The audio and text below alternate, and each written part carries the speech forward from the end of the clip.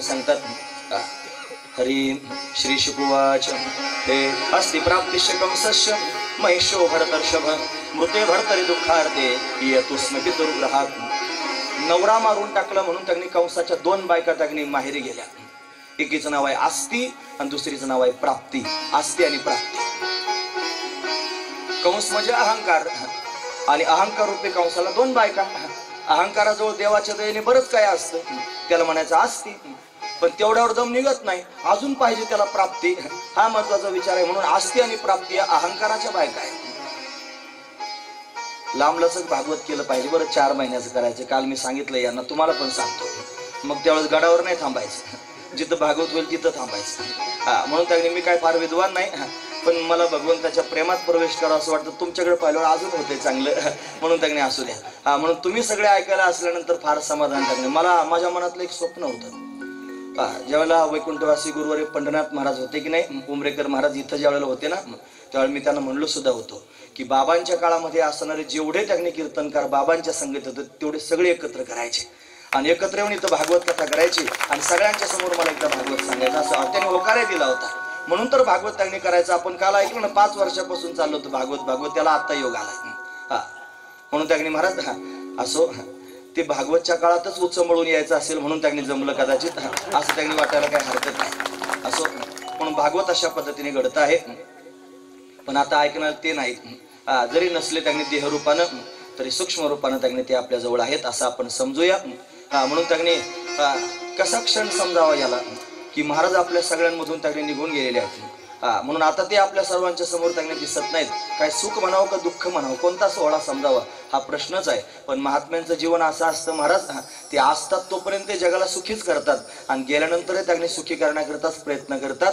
म्हणून मी बाबांच्या मुखातून ऐकलेलं आहे की मोठ्या बाबांनी तो 40-41 दिवसाचा सप्ताह केला ना, ज्या दिवशी सप्ताहाचा काला येणार होता त्या दिवशी त्यांना शरीर सोडायचं होतं, पण तो सगळं नियोजन झालेलं परत फिसकटवलं आणि ज्या दिवशी त्यांनी शेवट व्हायचा त्या दिवशी पहिला दिवस घेतला। त्याने विचार केला की मी गेल्यानंतर लोकांना दुःखाच्या समुद्रात कशाला ढकलून जायचं। म्हणून त्यांनी मी गेल्यानंतर सगळ्या लोकांनी परमार्थच करावा आणि आनंद घ्यावा म्हणून 40 दिवस लोकांनी कीर्तन केलं आणि भरभरून त्यांनी परमार्थाचा आनंद मिळाला। हे साधूचं जीवन आहे, हे साधूचं जीवन आहे आणि हे लक्षात घेण्यासारखंच आहे। असो म्हणून त्यांनी आस्ती आणि प्राप्ती सांगतोय। कंसाच्या 2 पत्नी आहेत।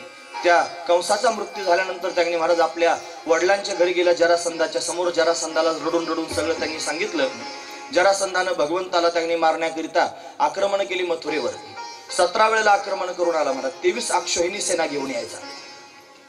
प्रत्येक वेळेला भगवंतानं त्याची सगळी सेना मारायची आणि त्याला एकट्याला जिवंत ठेवायचं। तो एकटा देवाच्या समोर जायचा आणि देवाला म्हणायचा मला मार। देवानाची तुला नाही मारणार। का बरं, तुला मारून काय करू? तुला न मारण्याचं कारण असं की तू जाशील आणि तुझ्यासारखी घेऊन समानशीले व्यसनेशी सख्यम, तुझ्यासारखे दळिंद्रे सगळे गोळा करून आणशील तू, मला शोधायला जायची गरज पडणार नाही। जागेवर बसून मारले महाराज सगळे दुराचारी त्यांनी मारून टाकले, पण जागेवर बसून मारले। यानं 17 वेळेला आक्रमण केले, एवढे सगळे दुराचारी मारून टाकले भगवंतानं। 18व्या वेळेला अफगाणिस्तान मधून यवन आला, काल यवन त्याचं नाव होतं। आता तो भगवंताला मारण्याकरिता आलाच होता। भगवंतानं त्याला पाहिलं, विचार केला याचा मृत्यू माझ्या हातानं नाही। भगवंतानं रथातून उडी मारली, पळायला सुरुवात केली।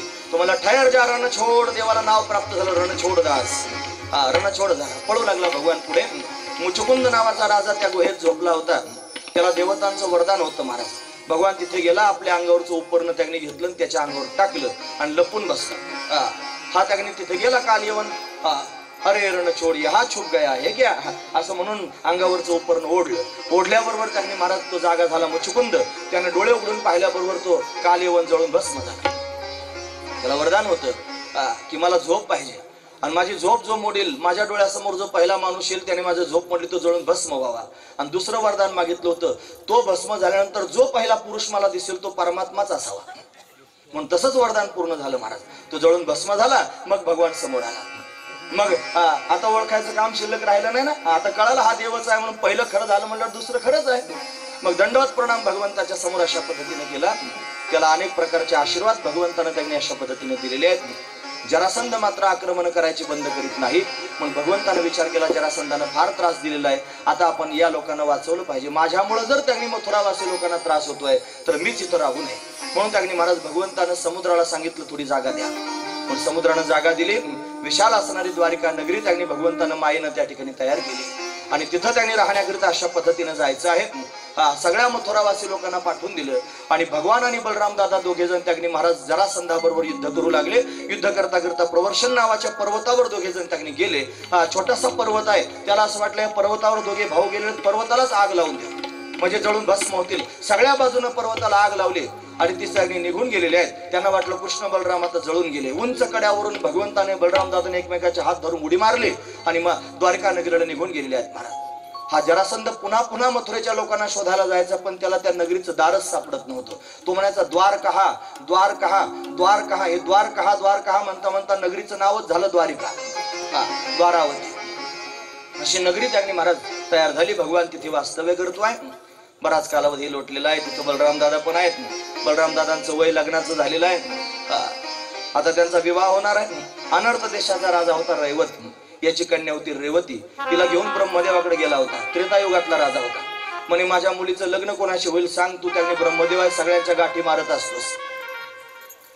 ब्रह्मदेव हसायला लागला चारी तोंडाने. म्हणे का हसता?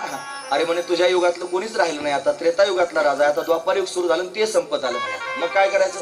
जा म्हणे लवकर. भगवंताचा अवतार झाला 24 अवतारातला 19वा अवतार आहे म्हणे बलराम. तुझी कन्या त्याला देऊन टाक. आता त्रेतायुगातली नवरी होती, भली उंच होती. आणि त्यांनी हा बलराम त्यांनी होता. म्हणे गेले समोर माझ्या मुलीशी लग्न करा. ते म्हणे कुठं आहे नवरी? म्हणे ही आहे. पाहिलं तर उंच होती. याच्या खांद्यावरच बळीराम होता महाराज. असं त्याने घेतलं की तिच्या खांद्यावर ओढली की बारीक झाली. घाबरत होती महाराज. घाबरला का? ती घाबरत होती महाराज त्याला. त्याजवळ उभी राहत नव्हती बलरामाबरोबर. म्हणून बलरामाचा विवाह त्यांनी संपन्न झाला. आता मात्र त्यांनी महाराज भगवंताच्या विवाहाचा प्रसंग आहे. एवढं काय काय मी सांगतोय, मला पण समजून घ्या बरं. उशीर झाला म्हणून कोणी कुरकुर करू नका. आणि देवाच्या कथेला कुरकुर करीत जाऊ नये, पाप लागतं. पाप लागतं. देवाची कथा उशीर झाली नाही असं झालं तसं देवाच्या कथेच्या विरोधात बोलले की पाप लागत असते. कशाला पापाचे भागीदार व्हायचं? चांगलं म्हणत जावं, चांगलं म्हणत जावं असं. म्हणून मी काय फार लांबीन असं नाही. माझ्या जागेवर येऊन बघा, मग तुम्हाला कळेल की किती त्यांनी धावपळ होती आहे. असू द्या. म्हणून त्यांनी महाराज भगवंताच्या विवाहाचा प्रसंग आहे. नारदजी महाराज त्रैलोक्यात फिरत असतात. फिरता फिरता त्यांनी महाराष्ट्रात आले. महाराष्ट्रामध्ये विदर्भ देशामध्ये कौंडिण्यपूर नावाचं एक गाव आहे. तिथं त्यांनी भीमक नावाचा राजा आहे.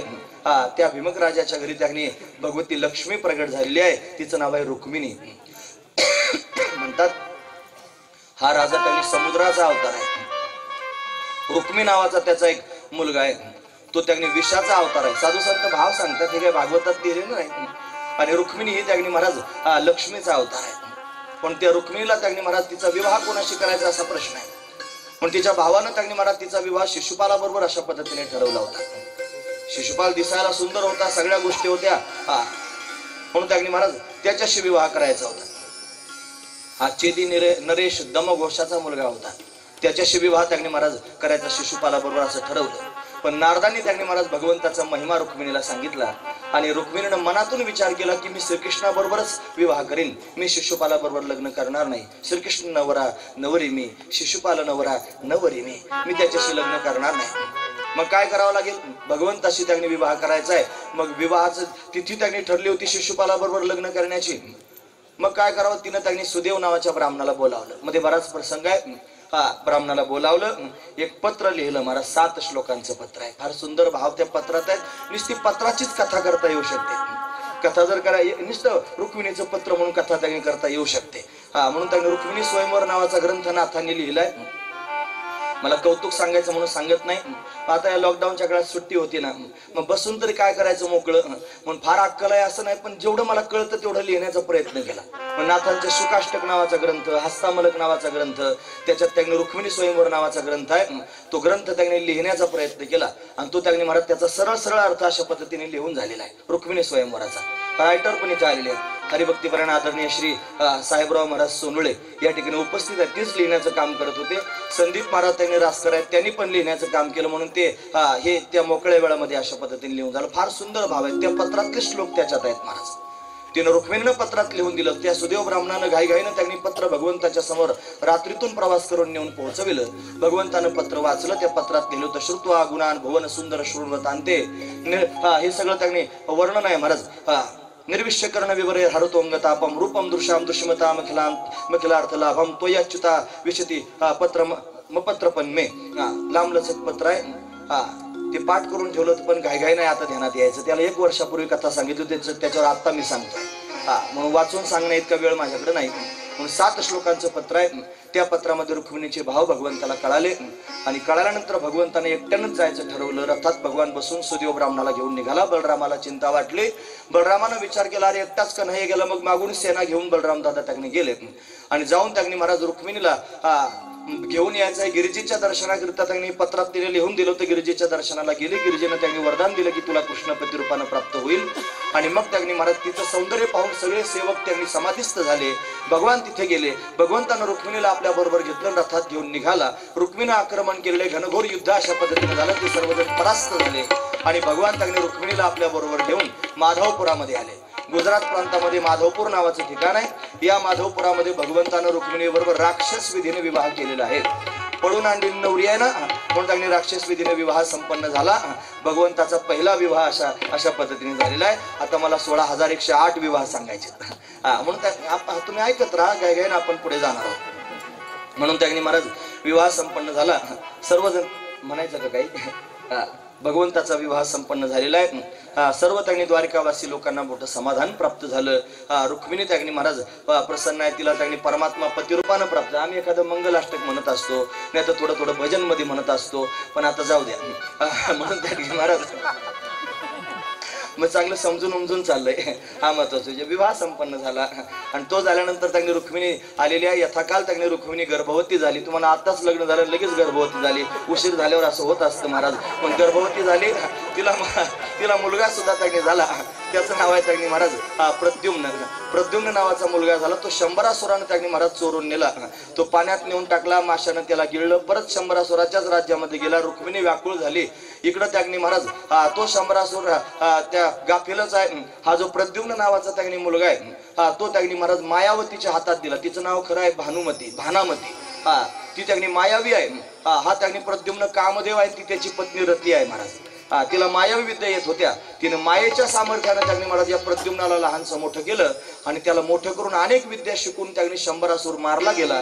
शंभरासुराला मारून त्यांनी महाराज ती आपल्या पतीला घेऊन द्वारका नगरीमध्ये आली. तिनं सगळा वृत्तांत वर्णन करून सांगितला. रुक्मिणीचं दुःख त्याने निघून गेलं. ती मुलाची वाट पाहत होती. एकटा मुलगा आला नाही सुनबाईलाच घेऊन आला. हे पाहून त्यांनी महाराज तिला मोठं समाधान प्राप्त झालं.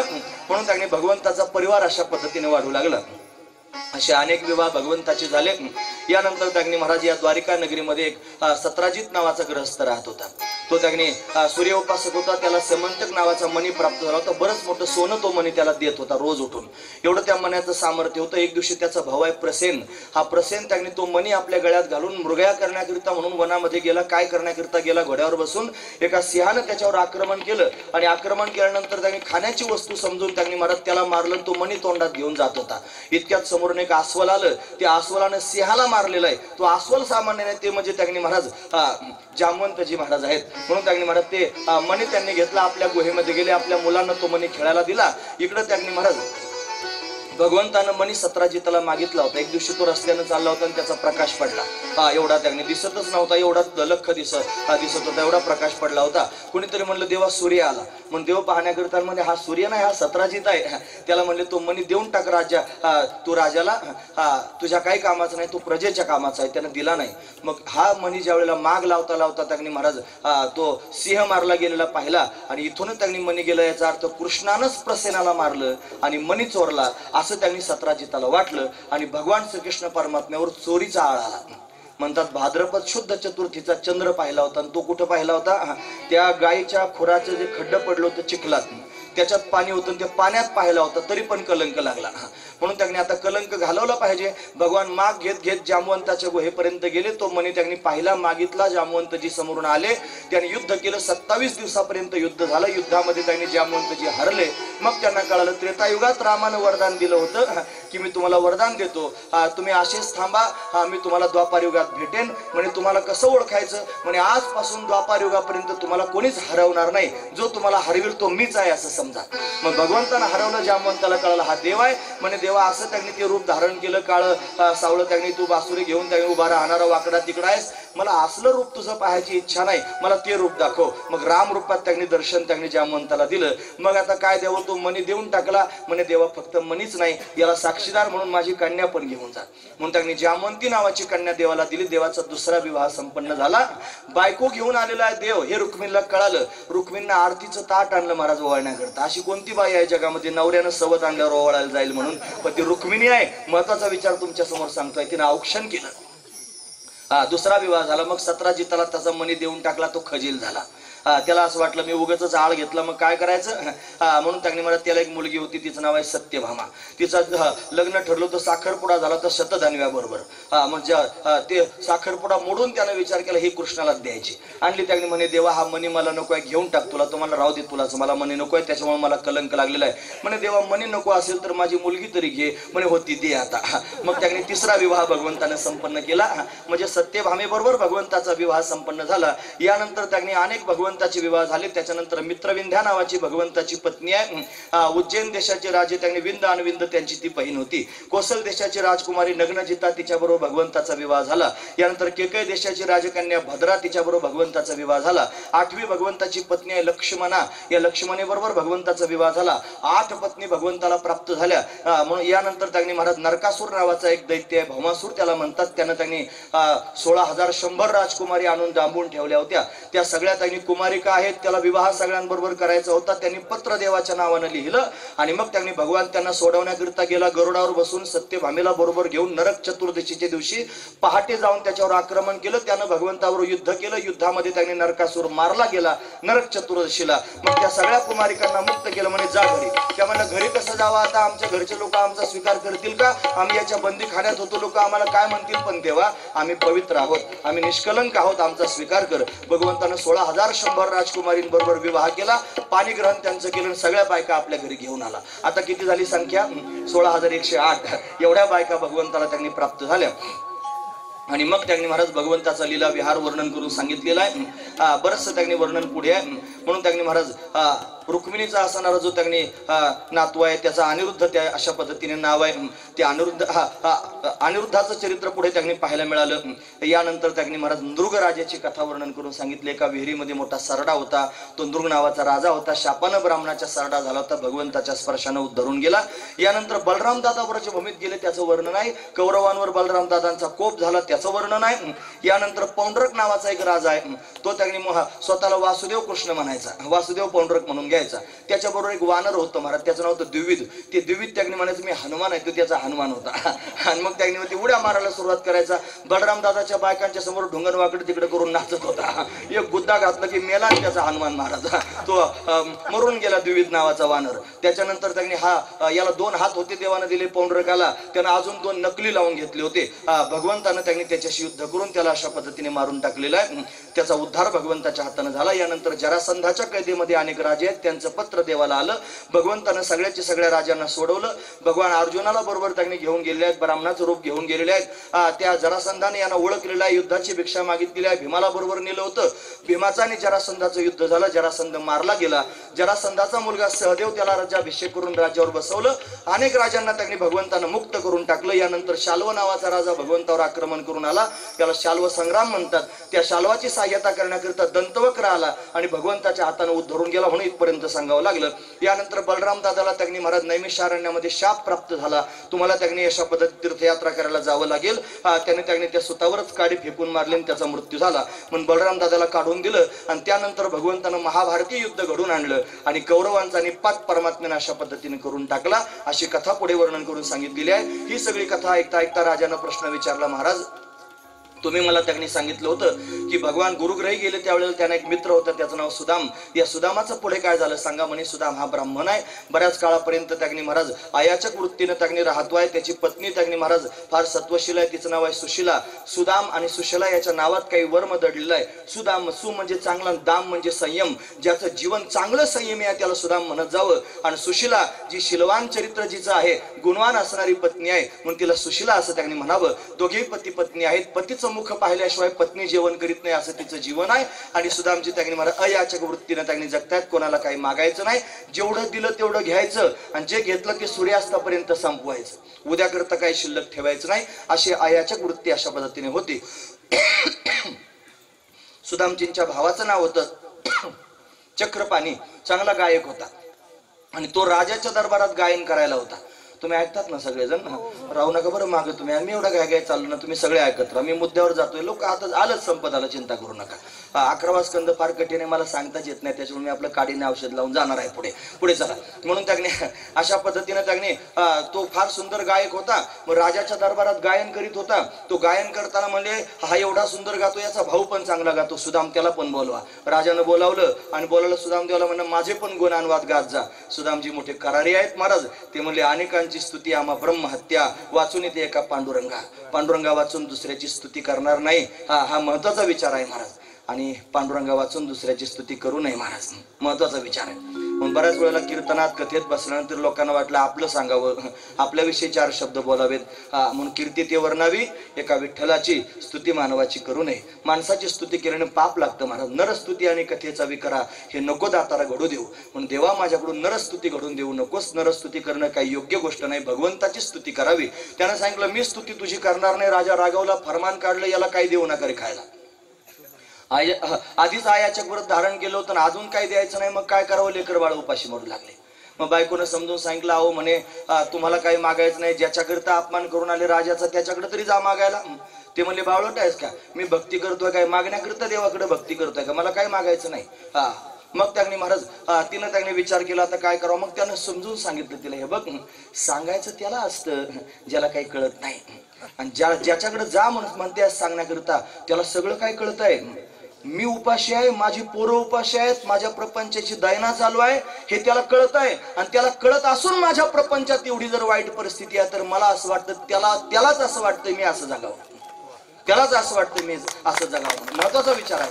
पण मला काही अपील करायची नाही, मला काही बोलायचं नाही. ठेवले आनंद ते तैसेच राहावे, चित्ती असू द्यावे समाधान. हो म्हणे मग नाही काय मागायला, भेटायला तरी जाल ना. हो म्हणे जातो ना भेटायला. हो म्हणे पण दुसऱ्या क्षणाला परत बदलला. म्हणे नाही जाणार. म्हणे का, तुला माहिती आहे की मला मोठ्या माणसाला भेटायला जायचं म्हणलं की हातात काहीतरी घेऊन जावं लागते, आपलीच खायची पंचायत, त्याला काय नाही. मग म्हणे थांबा. शेजारीच्या घरात घुसली मैत्रिणीच्या आणि तिला सांगितलं हे बघ आमच्या यांना मित्राला भेटायला जायचं, काहीतरी देते का. ती म्हणली देणार नाही, फरमान ऐकलं नाही का, तुम्हाला जर काही दिलं तर राजा आम्हाला त्यांनी दंड देईल ना. पण तिच्या परत लक्षात आलं, म्हणले ब्राह्मण स्त्री आहे, माझी मैत्रीण आहे आणि व्याकुळ झालेले काहीतरी दिलं पाहिजे. म्हणून तांदूळ पाकडीत होती. भागवतात तंडूल शब्द आहेत. तांदूळ पाकडीत होती आणि ते तांदळाची कणी पडली होती. म्हणजे हे काय कामाचं असलं ते घेऊन जाय.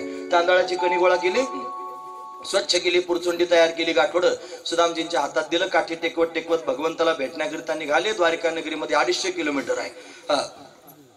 सुदामपुरी पासून त्यांनी द्वारिका नगरी.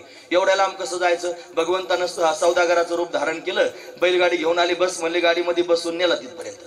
नेलं की सोडलं, म्हणे ही द्वारका नगरी आहे. सोडलं, तिथे गेले. द्वारपाल उभे होते. द्वारपालानं त्यांनी पाहिलं, म्हणे गाव कृष्ण इथंच राहतो काय. म्हणले ब्राह्मण तोंड सांभाळून बोल, कृष्ण कोणाला म्हणतोस, आता काय करावं. अरे म्हणे द्वारिकाधीश म्हण. हो म्हणे चुकलंच माझं, द्वारिकाधीश इथंच राहतात का. म्हणे इथंच राहतात. काय काम आहे. त्यांना असं वाटलं गरीब ब्राह्मण दिसतो, गुडघ्यापर्यंत धोतर आहे, फाटकं उपर नाही, डोक्यावर पगडी नाही, अंगात त्यागणे अंगरखा नाही, अशी त्याची अवस्था आहे. फार क्षीण झालेला आहे. काहीतरी मागायला आले असेल, तुम्हाला काय पाहिजे सांगा, मला काय मागायचं नाही. मागायला नाही आलो, मग भेटायला आलो. म्हणे कुठं तो राजा, कुठं तू भेटायला आला, काय काम आहे तुझं. म्हणे काय नाही, आम्ही त्याने बालसखी आहोत, माझा मित्र आहे म्हणे कृष्ण. असं म्हणलं ते नकशिकांत पाहायला लागले. असं कुठं मित्र असतो का. पण मनात करुणा आली. देवाचे द्वारपाल आहेत ना, गायगायने आतमध्ये गेले सांगण्याकरिता. म्हणे देवा पाहुणे आलेले. म्हणे कोण पाहुणे आहेत ना. म्हणे माहित नाही, पण ते स्वतःला तुमचा मित्र म्हणून घेतायत. देवाने विचारलं काय नाव आहे त्यांचं. म्हणे सुदाम. सुदाम म्हटलं की भगवान खाडकन उठून उभे राहिले. पत्नी भगवंताच्या आजूबाजूला आहेत.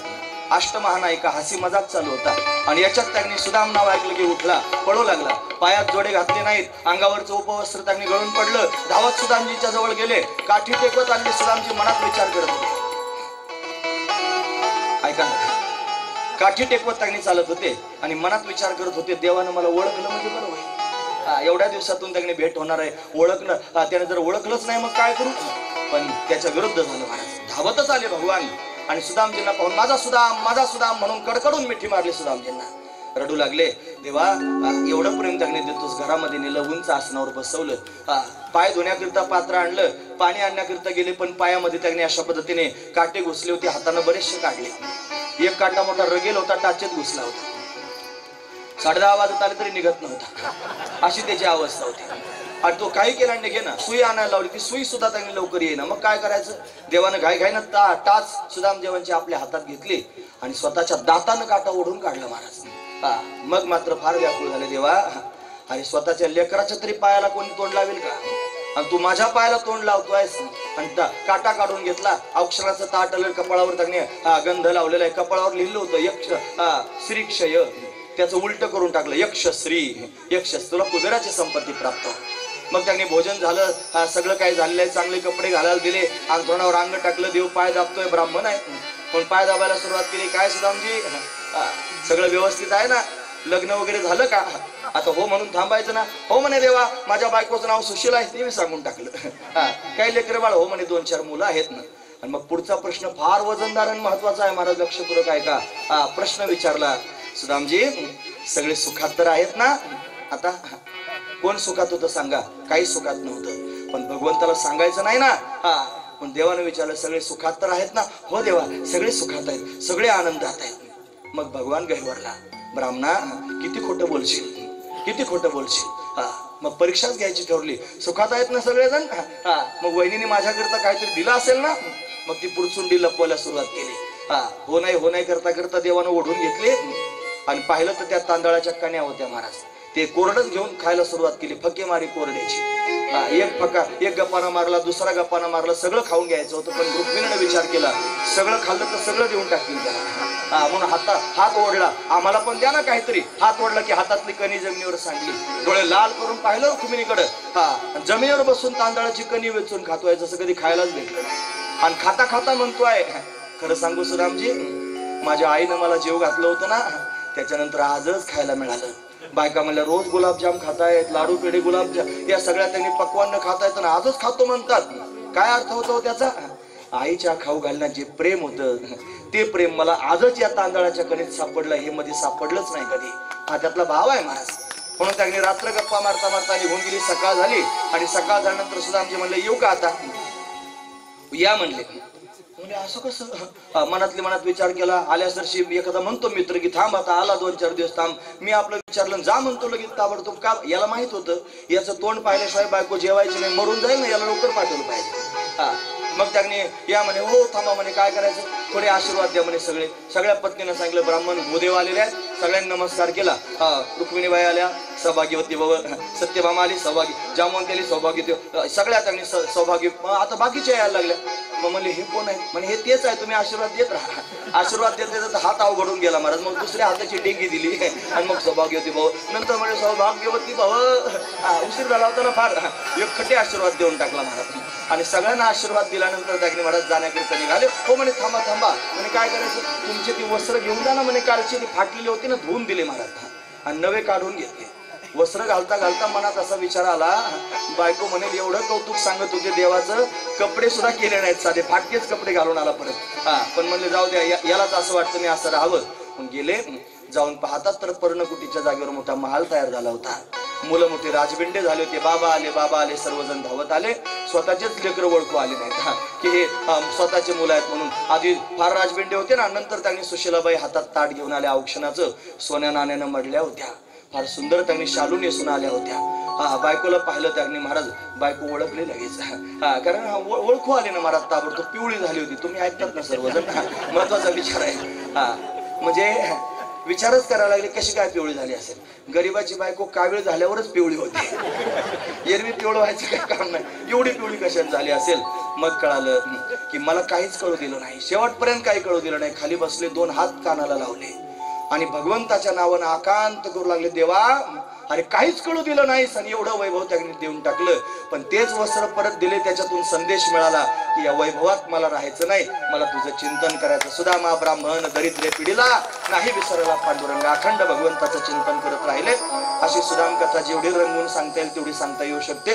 हे सुदाम चरित्र त्यांनी झालं. यानंतर भागवतामध्ये सगळ्या गोपाळांची आणि भगवंताची भेट झाली कुरुक्षेत्रावर ग्रहणाच्या वेळेला. तो प्रसंग आहे.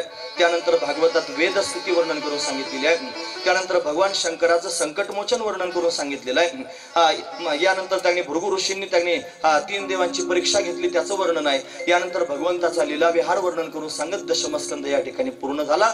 त्यानंतर एकादश स्कंदात आपण पदार्पण करतो आहोत. या एकादश स्कंद म्हणजे 11वा स्कंद. आपण सगळे वारकरी आहोत की नाही? आपल्या वारकरी संप्रदायामध्ये 3 ग्रंथ प्रधान मानले जातात. तुकोबारायांची गाथा, नाथ महाराजांचं भागवत, ज्ञानोबारायांची ज्ञानेश्वरी. म्हणून नाथ भागवत ज्याला आपण म्हणतो ते नाथ भागवत म्हणजे काय? श्रीमद भागवतामध्ये असणाऱ्या 11व्या स्कंधाचा असणार तो विस्तार आहे. नाथ महाराजांनी प्राकृतात अशा पद्धतीने भागवत सगळ्या लोकांच्या समोर ठेवलं. तेच हे भागवत आहे. याच्यात 31 अध्याय आहेत. त्याच्यामध्ये मुक्तीलीला वर्णन करून सांगितल्या. आपण जसे 10 प्रकारांना वर्णन पाहतो की नाही, सर्ग, विसर्ग, स्थान, पोषण, उती, मन्वंतर, ईशानु, कथा, निरोध, मुक्ती आणि आश्रय, याच्यापैकी मुक्तीलीला आता वर्णन करून सांगतात. पण याच्यात त्यांनी फार सुंदर ज्ञान प्रधान असणारा हा स्कंद आहे. याला भगवंताचं मस्तक मानलं जातं. म्हणून त्या 12 स्कंधांना 12 अवयव म्हणतात. त्याच्यापैकी 11वा स्कंद हे भगवंताचं मस्तक आहे. याच्यात त्यांनी वर्णन करून सांगतात. इथे त्यांनी भगवान आता निजधामाला जाण्याच्या तयारीत आहे. नारदजी महाराज अशा पद्धतीने वसुदेवांना भेटण्याकरिता आले. तो प्रसंग त्यांनी वर्णन करून सांगितलाय. भगवंताची असणारी जी मुलं आहेत त्याच्यापैकी सांब नावाचा मुलगा थट्टा केली. पिंडारक क्षेत्रामध्ये त्यांनी गेले आणि गेल्यानंतर त्यांनी महाराज या सांबाच्या पोटाला साड्या गुंडाळल्या आणि त्या गरोधर आहे असं त्यांनी दाखवलं. नारद आदी करून सर्व त्यांनी महात्मे बसलेत. विश्वामित्र, कण्व, दुर्वासा, भृगु, अंगिरा, कश्यप, वामदेव, आत्री, वशिष्ठो, नारदादय एवढ्या लोकांची नाव आहेत. एवढे त्या वनामध्ये त्यांनी आहेत. आणि या सर्वांच्या समोर नेलन साडी नेसून त्यांनी म्हणली ही आमची पुत्रवधू आहे. हिला त्यांनी मुलगा होईल का मुलगी होईल सांगा, गर्भवती आहे. मग त्यांनी बारकाईनं पाहिलं, म्हणे अरे हा तर पुरुष आहे, आपल्याला फसवतायत.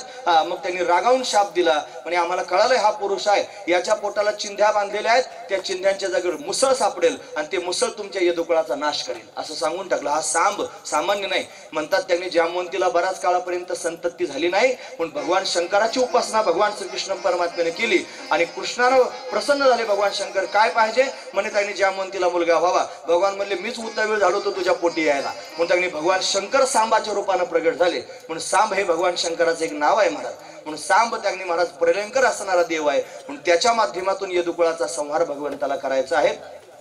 गेले उग्रसेनाच्या समोर ते त्यांनी मुसळ सापडलं. त्याचा चुरा केला, प्रभास क्षेत्रात नेऊन फेकून दिला. एक त्यांनी तुकडा शिल्लक राहिला तर तो त्यांनी पाण्यात टाकून दिला. म्हणजे हा तुकडा काय आपल्या कुळाला त्यांनी मारणार आहे. त्या चुऱ्यापासून त्यांनी महाराज येरका नावाचं गवत तयार झालं. आपण त्याला लव्हाळे म्हणतो. पुढे जाऊन त्यांनी यादवांमध्ये यादवी झाले. भांडण सर्वांनी एकमेकावर करायला सुरुवात केली. ते लव्हाळे उपटून एकमेकाच्या डोक्यात मारण्याकरिता तयार झाले. त्याची मुसळ झाली आणि एकमेकाच्या डोक्यात घालून त्यांनी महाराज अशा पद्धतीने यदुकुळाचा निपात झाला. नारदजी वसुदेवाला भेटण्याकरिता आले तो प्रसंग आहे. त्या प्रसंगाच्या अंतर्गत त्यांनी जनक आणि नवयोगेश्वरांचा संवाद आहे. कवी नारायण, हरिनारायण, द्रुमिल नारायण, करभाजन नारायण, पिपलाद नारायण अशी त्यांची नाव आहेत. आणि त्यांनी जनकाला उपदेश केला तो त्यांनी प्रसंग वर्णन करून सांगितला. यानंतर त्यांनी महाराज उद्धव गीता याच्यात सांगितली. 7व्या अध्यायापासून 29व्या अध्यायापर्यंत हा संवाद पाहायला मिळतो आहे. याच्यामध्ये भगवान दत्तात्रयाने आपले 24 गुरु त्यांनी वर्णन करून सांगितले. त्या 24 गुरूंचं वर्णन त्यांनी पाहायला मिळतं. त्यानंतर त्यांनी महाराज सत्संगाचा महिमा या स्कंधात वर्णन करून सांगितलं. भक्तांचं महत्व सांगितलं. बद्ध आणि मुक्ताचं लक्षण वर्णन करून सांगितलं. हंस आणि त्यांनी ब्रह्मदेवाचा आदी करून संवाद प्रत्यक्ष पाहायला मिळाला. आणि असं सगळं त्यांनी चिंतन करता करता भगवान निजधामाला जाण्याची तयारी आहे. उद्धवजी भगवंताच्या जवळ आहेत. उद्धवजी भगवंताला म्हणतात देवा मला पण तुमच्या बरोबर यायचं आहे. मग मात्र भगवंतानं सांगितलं तुला येता येणार नाही. मग तू काय कर, त्वं तू सर्व परित्यज्य स्नेहम स्वजन बंधुषु मयासक्त मनस सम्यक समदृक विचरस्व तू पृथ्वीवर विचरण कर समदृष्टी ठेवून. म्हणून स्वतःच्या चरण पादुका उद्धवाला दिल्या. मस्तकावर त्यानं धारण केलं. खरं तर यदुकुळाला हा शाप आहे नाश होण्याचा. पण उद्धवाला मात्र काही झालं नाही. उद्धव हा यादवच आहे. का बरं झालं नसेल? भगवंताच्या चरण पादुका मस्तकावर घेतल्या म्हणून त्यांनी शाप सुद्धा लागू झाला नाही. भगवंताचं चिंतन करता करता तद्रूप झाले. ते भगवंताचे लीला सहचर आहेत. हा त्यातला विशेष असणारा भाव आहे. म्हणून त्यांनी महाराज भगवंतानं जायचं ठरवलं. दारुकाला बोलावलेला आहे. भगवंताचा सारथी आहे. त्याला सांगितलं जा माझे सगळे आयुध घेऊन त्यांनी पुढे जा. आजपासून 7व्या दिवशी द्वारका नगरी पाण्यात बुडणार आहे आधी सांगून टाकलं. दारुक त्यांनी सगळं साहित्य घेऊन निघून गेलेला आहे. यानंतर भगवान विशाल पिंपळाच्या वृक्षाखाली जाऊन बसलेला आहे. 2 हात मस्तकाच्या मागे लावलेले आहेत. एका पायावर दुसरा पाय अशा पद्धतीने ठेवलेला आहे. आणि त्यांनी भगवान देवदेवतावरती दिसतायत. त्या विनंती करतात देवा आता तुमचं कार्य आटोपून लवकरात लवकर तुम्ही त्यांनी स्वधामाला त्यांनी या. इतक्यात त्यांनी एक शिकारी आला, तो त्यागनी महाराज बाण घेऊन आला होता. तोच बाणाचा तुकडा होता जो त्यागनी महाराज त्या बाणाला लावला होता, जो मुसळाचा तुकडा आहे. आणि तो त्यागनी भगवंताच्या पायाला बाण मारलेला आहे. आणि पायाला बाण लागल्यानंतर तो धावत त्यागनी समोर आला, रडू लागला, द्वारकाधीश भगवान माझ्याकडून अपराध झाला. भगवान म्हणजे चिंता करू नकोस, तू मागच्या जन्मातला वाली आहेस. मी तुला त्यागनी मारलं होतं तेव्हा तू माझ्या रुष्ट झाला होता, सांगितलं पुढचा अवतार तुझ्या हाताने संपेल. आणि मग त्यागनी व्याध भीतीनं व्याकुळ झाला होता. भगवंताच्या म्हणण्यानं त्यागनी महाराज सावरला आणि भगवंतानं आधी स्वर्गाला त्याला पाठवलेलं आहे. आणि मग भगवान अंतर्धान झालेले आहेत. म्हणून त्यागनी महाराज भगवंतानं अवतारकार्य अशा पद्धतीने संपवलं. भगवान अंतर्धान झाले. बरेच वेगवेगळ्या पद्धतीची कथा त्यांनी वर्णन करून सांगितली जाते. पण भागवतामध्ये असंच वर्णन आहे. म्हणून त्यांनी भगवान अंतर्धान झालेला आहे. असं भगवंताचं चरित्र जो कोणी श्रवण करतो त्याला त्यांनी महाराज भगवान स्वपदाची प्राप्ती करून देतो. येतच देव देवस्य विष्णू कर्मानी जन्मच कीर्तयेत श्रद्धया अमृत सर्व पापय प्रमुच्यते. सगळ्या पापांचं नाश करणार हे भगवंताचं चरित्र आहे. असं त्यांनी इत्येकादश स्कंद, असा एकादश स्कंद आपण संक्षिप्त रूपाने या ठिकाणी पाहिलेला आहे. आता द्वादश स्कंद म्हणजे 12वा स्कंद, शेवटचा स्कंद आहे. त्याच्यात 13 अध्याय आहेत. त्याच्यामध्ये आश्रयलीला वर्णन करून सांगितलेलं आहे. राजस्थानमध्ये श्रीनाथ भगवंताची मूर्ती जर तुम्ही पाहिली असेल, एक हात कमरेवर आहे आणि डावा हात असा उंच भगवंतानं केलेला आहे. का? त्याचं कारण काय आहे? हा डावा हात म्हणजे त्यांनी 12वा स्कंद आहे आश्रयलीला. तो सर्वांना आश्रय देण्याकरिता बोलावतोय. या मी तुम्हाला आश्रय देण्याकरिता उभा आहे. भगवान त्यांनी सर्वांना बोलावतोय. हा द्वादश स्कंद तेच सांगणार आहे. या स्कंदामध्ये त्यांनी महाराज कलियुगाच्या राजांचं वर्णन करून सांगितलं, कलियुगाचे धर्म सांगितले, कलियुगाचे गुणदोष त्यांनी सांगितले. कलंकी त्यांनी या कलियुगाचा निपात करण्याकरिता येणार आहे. 24 अवतारामध्ये आपण त्याचं वर्णन त्यांनी पाहतो आहोत. प्रलय वर्णन करून सांगितले. नैमित्तिक प्रलय, प्राकृतिक प्रलय, प्राकृत प्रलय, आत्यंतिक प्रलय, असे प्रलयांचं वर्णन त्याच्यात करून सांगितलं. आणि हे सगळं वर्णन करून सांगता सांगता शुकाचार्यांनी महाराज 7वा दिवस त्यांनी आलेला आहे.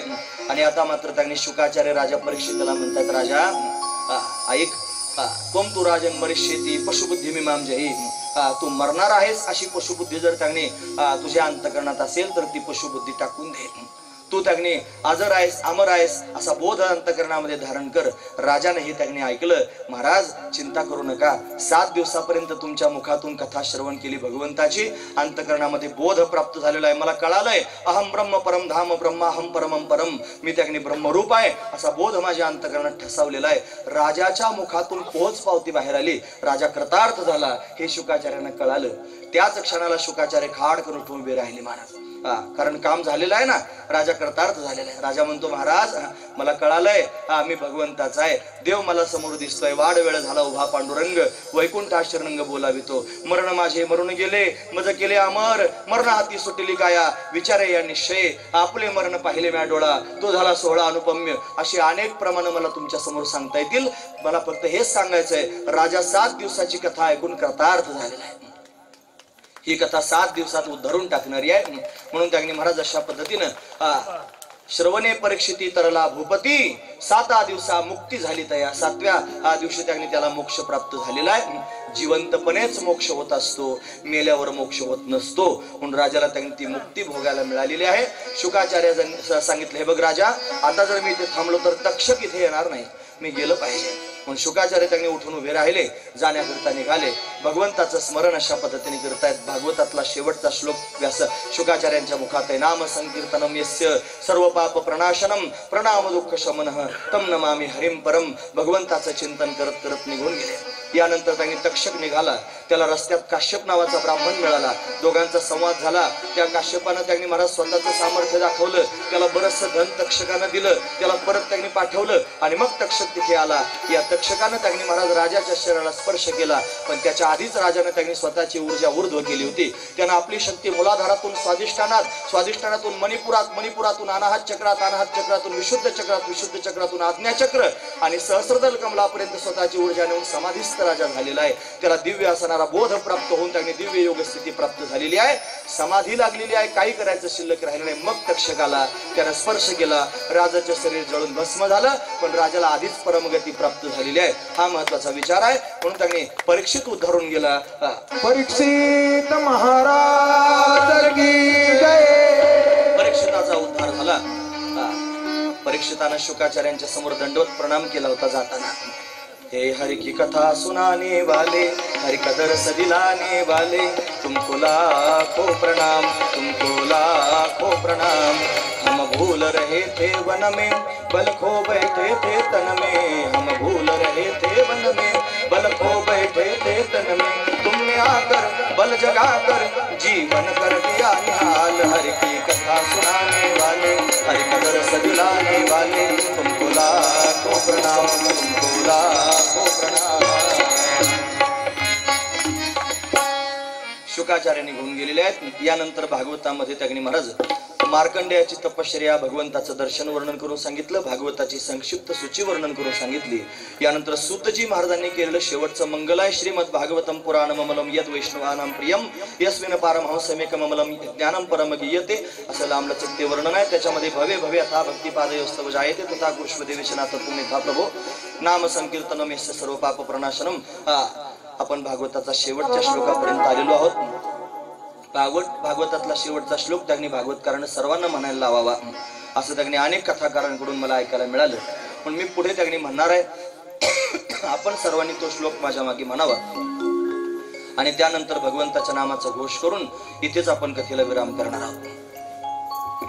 हरी हे नाम संकीर्तनम यस्य, नाम संकीर्तनम यस्य सर्व पाप प्रणाशनम, सर्व पाप प्रणाशनम, प्रणामो दुःख शमनः, प्रणामो दुःखशमनः, तम नमामि हरिं परम। तं नमामि हरिं परम। नाम संकीर्तनम यस्य, नाम संकीर्तनम यस्य सर्व पाप प्रणाशनम, सर्व पाप प्रणाशनम, प्रणामो दुःख शमनः, प्रणामो दुःखशमनः, तम नमामि हरिं परम। तं नमामि हरिं परम। नाम संकीर्तनम यस्य, नाम संकीर्तनम यस्य सर्व पाप प्रणाशनम, सर्व पाप प्रणाशनम, प्रणामो दुःख शमनः, प्रणामो दुःखशमनः, तम नमामि हरिं परम। तं नमामि हरिं परम। हरये नमः, हरे नमः, हरये नमः, हरे नमः, हरये नमः।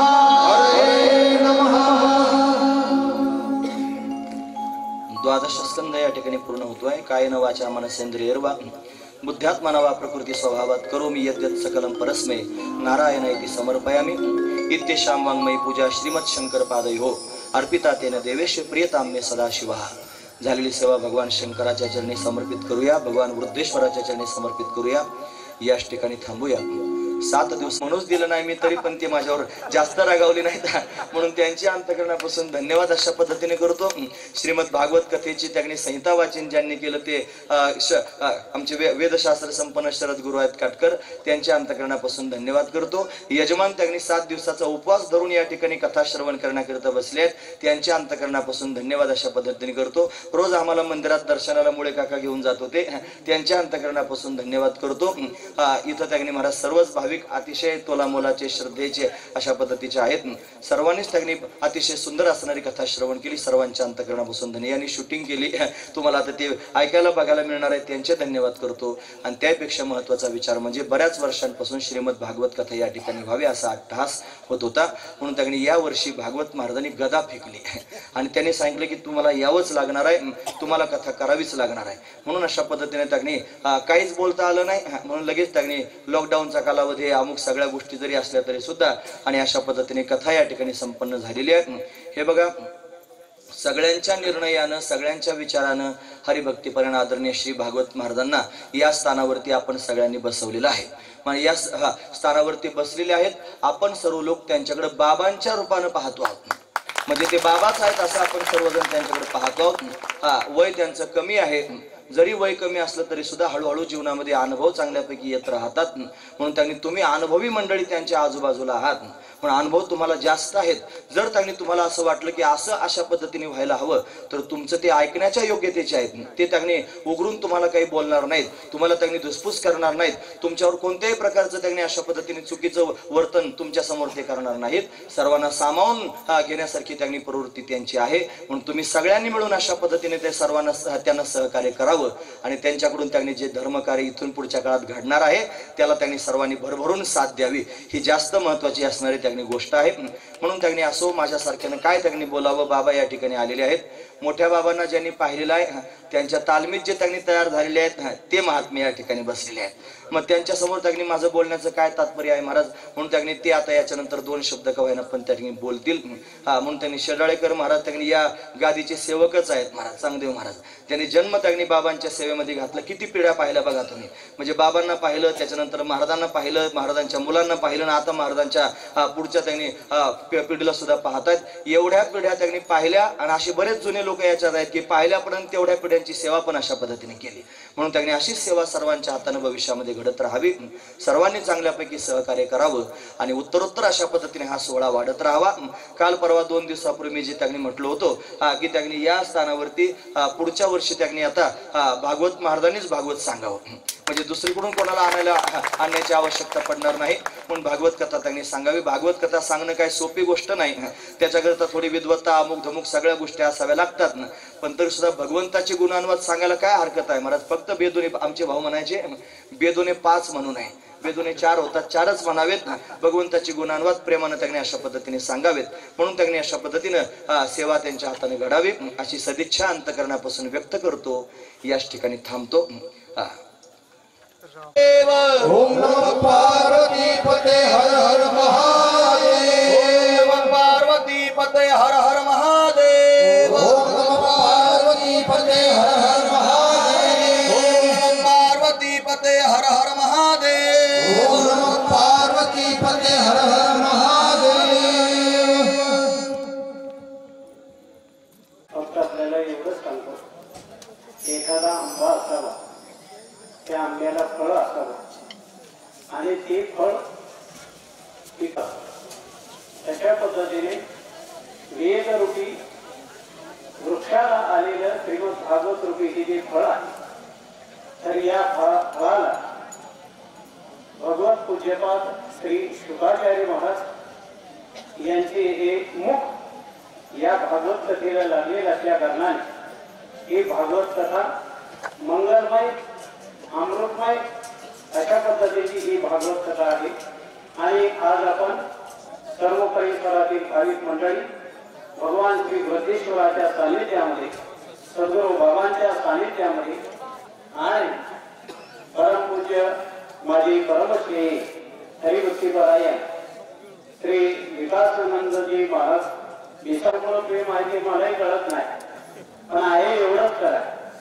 आणि म्हणून त्यांनी जी कथा इथं सांगायचं ठरवलं, मला कळलं बृहदेश्वरला बाबांच्या पुण्यतिथीच्या निमित्ताने महाराजांची कथा आहे. मग शेवटी का होईना पप्पाच्या त्या भाषेमध्ये जर बोलायचं झालं तर समीला धाद आली पाहिजे. समीला धाद आली पाहिजे. कधी नाही वाजलं तरी चालत, पण समीला धाद आली पाहिजे. तसं मी ठरवून टाकलं 7 दिवसापैकी कधीतरी नाही सप्ताहाला येऊ शकलो, पण समीला धाद आली पाहिजे बाबाच्या पुण्यतिथीला. म्हणून या ठिकाणी मी आलो आणि भागवत कथेचा आस्वाद मी घेतलेला आहे. अक्षरशः तुम्हाला सांगतो की सकाळी श्री हरिभक्तीपरायण माझ्या खूप भगिनी, कारण भक्ती बाबा त्यांना मुली मानत असतात, अशा श्री मीराबाई महाराज या देखील यांचे कीर्तन श्रवणाचा योग आला. बाबांच्या हृदय ग्रामक कथा त्यांनी सांगितल्या. आज भागवत कथा देखील मी एक भारावून गेलो की या निमित्ताने अशी ही कथा या डोंगरामध्ये होते आहे. दास डोंगरी राहतो, चिंता विश्वाची पाहतो, हे सद्गुरू श्री रघुनाथ महाराजांचं केले आहे. आणि म्हणून त्यांच्या चरणी एवढी प्रार्थना करतो, महाराजांनी ही जी कथा केलेली आहे तर यांना उदंड आयुष्य भगवंताने प्रदान करावं आणि यांच्याकडून अशी भगवंताची कथा करावी. कारण 100 बेवडे जगले तर काय करणार आहे, 4 रुपयाला भेटलं दुसरं काय करणार आहे. पण एक भागवत कथा जर जिवंत राहिला तर तो त्याच्या जीवनामध्ये काय करणार आहे, भागवत कथा करणार. म्हणून यासाठी त्यांना भगवंताने उदंड आयुष्य प्रदान करावं, त्यांच्याकडून अशी सेवा करावी अशी एवढी विनंती करतो भगवान श्री आदिनाथांना. आणि हा एक सांगायचं राहिलं की ज्यांनी धर्मशास्त्रावर, वेदांत शास्त्रावर पूर्वमेवा